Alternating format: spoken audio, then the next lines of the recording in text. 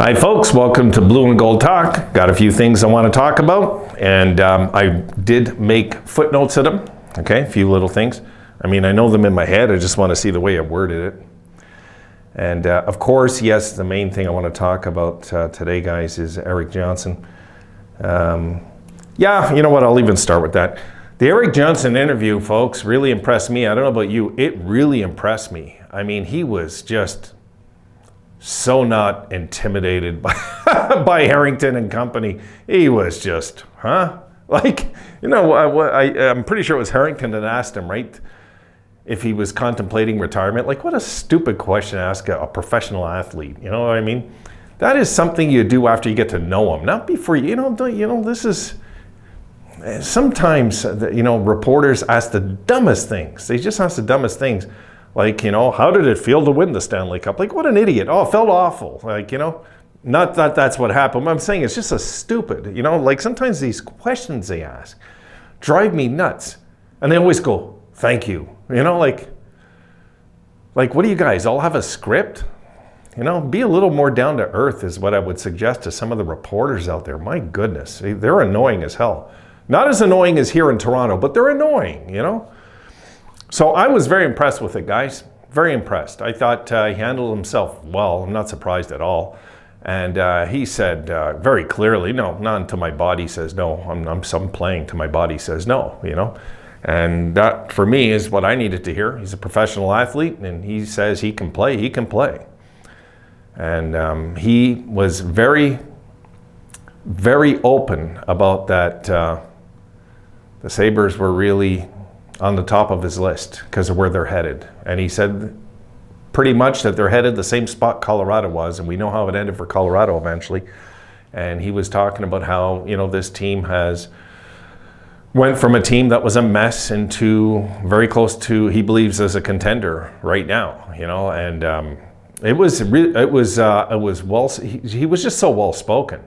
But what I should have just expected that from a 15-year vet, guys. I mean, come on, he just was answering their questions, and he just is it just me, or does his head look really big? I don't know he must be a big guy up front. If you were to meet him in person, it'd be funny, I'm sure.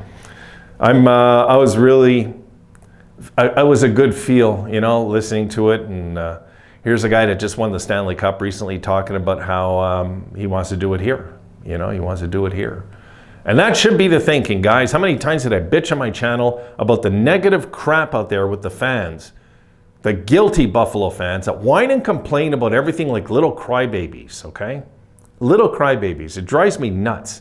I still see it in lounges, and I still see it. Not regulars on my channel, though. No. But those are probably guys I banned, as far as I know. Look, there comes a time that things change in sports, folks. That's all that's happening here. Players want to play in Buffalo. This is what's happening. This is what I heard with these two guys. That's what I heard. I heard them say all the cliches and everything, but what I really heard was them saying, I trust what's happening in this city with this hockey team, and I want to come to this franchise because I like where they're headed. And he said he had 6 options, right? I think he said 6. He had 6 options, and he said Buffalo was really on the top of his list. And that says a lot, guys. I didn't know him and Okposo have known each other since they're 9 years old. I didn't know that. See, these things play into it behind the scenes. I never knew that. I thought that was impressive, And of course, he's friends with Tyson Jost too. But it's like him knowing Okposo that long, I'm sure, that they talked on the phone, and Okposo probably filled him in what's going on with this team and this franchise now. So it was a really a secure feeling, I guess, as a fan, guys. That's the proper word. It was more of a secure feeling. I felt really good about the Buffalo Sabres. And you guys seen years ago, how many times did I say, and you guys probably thought I was lying, and I wasn't. I meant it when I said that things will change eventually out here because, or out there, I should say, because that the Sabres can't lose forever. It's just against the law of averages for any team, except poor Arizona. Okay, poor Arizona got to get something going. And them all wearing the same color suits is not it. My goodness. Bert, send them a registered letter and tell them to get out of those silly suits that they wear, please. You know, it's not a cult, you know, it's an organization. And so when he finished the interview, he was just so nonchalant. This is what I loved about this interview. He just, you know, yeah, they were at the top of my list. And he just, you know, he did not look fazed by all these questions whatsoever. Funny how a vet thinks, eh? And he did talk about the mentoring he can still do for guys like Darlene and Power. Like, not so much the mentoring, but just what they'll see, what they're going to watch. Darlene's going to watch this other guy that went first overall and won a Stanley Cup eventually after playing years and years in the league. How does he present himself? How does he act in the dressing room? How is he after games outside? Is he an idiot that goes and gets drunk and fights with waitresses, or is he just a very steady guy off the ice too? These are things that matter, believe it or not, that we don't see or hear about so much, you know? So, and another thing I wanted to bring up, that's my thoughts on that though. I was very impressed, but he gave such a steady interview. He just, wow, you know, I was taken back, I gotta say. And I want to throw this out there, guys. Why does the Toronto Maple Leafs always have to take all the top unrestricted free agents and broke themselves out? Why do they always have to do this? I mean, I would like to ask Maple Leaf fans one thing. Do you not think that having cap space is a good idea? Like, just wondering, like, why does Toronto always have to do this to themselves? I mean, you know, how do they expect to move? What's his name? I can't remember his name now. My goodness, their goalie. Anyway, my head will think of it before the end of the video. But I'm trying to figure out what is going on that they have to be 10% over the cap. If I'm right, they are, right? They're $8 million over. And I will check, my goodness. Yes, I know you're yelling at me. What's the goalie's name? I made videos about the Sabres maybe trying to get him a few years back, you know? But it was a good thing they didn't, because it's a good thing Adams pursued him, and it's a good thing he didn't. It's a good thing he squashed the contract. Good. Because he's useless now. He looked good. Matt Murray, of course, Matt Murray.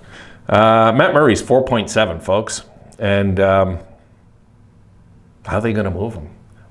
And another thing, they just bank on the fact that Muzzin and Murray are going to be long-term injury. What if they're not? What if they're not?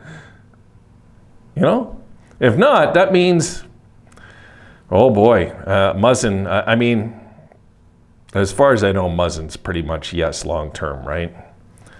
Let me just check. Yeah, he played 4 games. He's pretty much done. I think his career's done from what I'm hearing.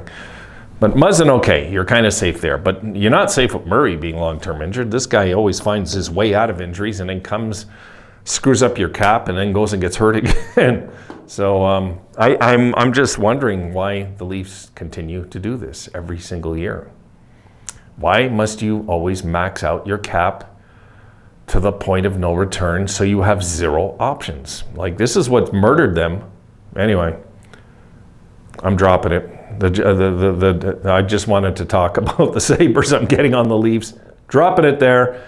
It's one of those things, guys, it just rolls in my head and I can't let it go with Toronto. It's like, don't their fans get, and should get, having cap space is not a bad thing.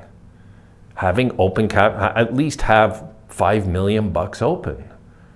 You don't have to jack your cap to the point of no return. They're not going to win a Stanley Cup with this team now. Not now. You know, like, you know, it's just not happening. I think, honestly, we're going to see a big trade with them. I think that's what's going to, it has to be. They have to open up $8 million somehow. They don't even have their goalie locked in. Anyway, I'm going to let this go because it's going to drive me nuts. I'm going to be trying to figure out these numbers and it's not even my team. Done. All right, guys, I shall see you. I don't even know what video I'm on. I've got a bunch of video. I'm going to take a break because it's hot in here. I'll see you in the next one.